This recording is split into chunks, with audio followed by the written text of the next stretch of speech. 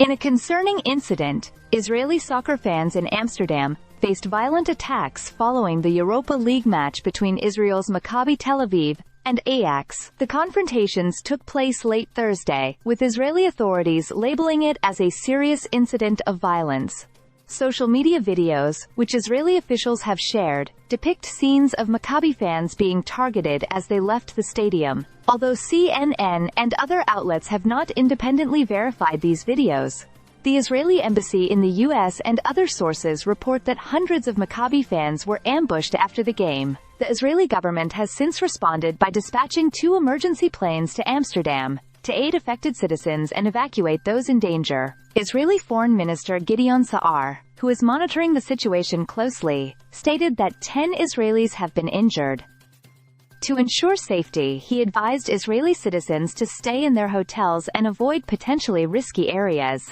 Amsterdam police have reportedly increased their presence throughout the city, especially near the city center and the stadium, to manage tensions that had been simmering for days prior to the match. Local law enforcement acknowledged that tensions were evident even before the match, with confrontations reportedly occurring on Wednesday night between taxi drivers and some Maccabi fans in a nearby casino area. Additionally, pro-Palestinian demonstrations took place ahead of the match. As the confrontations intensified, videos circulated on social media showing violent scenes where some Israeli fans were chased, others narrowly avoided oncoming vehicles, and some reportedly even took refuge by jumping into Amsterdam's canals to escape their attackers. One report from Ma'ariv indicated that a kidnapping attempt on an Israeli individual was thwarted, leading several fans to seek shelter in local stores and buildings.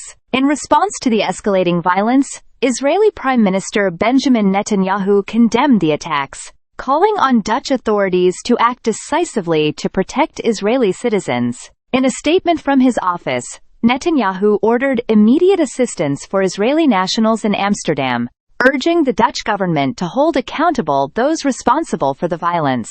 According to the Israeli Foreign Ministry, about 30 individuals have been detained so far, though it is unclear whether these arrests included both fans and protesters, or were limited to one group. The incident has drawn widespread attention and criticism, including comments from Israeli officials and supporters.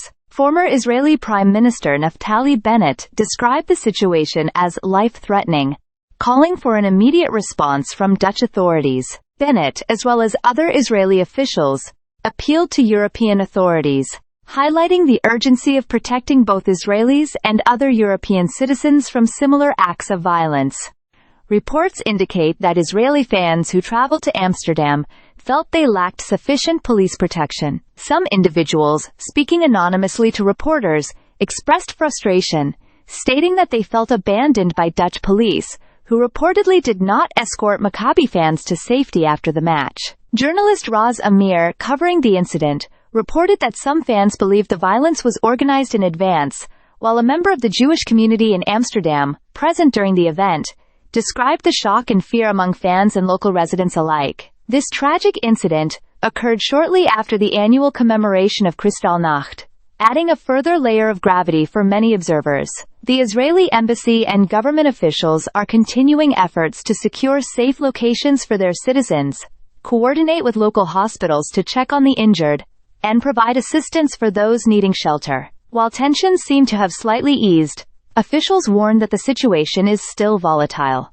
The Dutch authorities are under significant pressure to respond quickly and effectively to prevent further violence and ensure safety for both visitors and locals.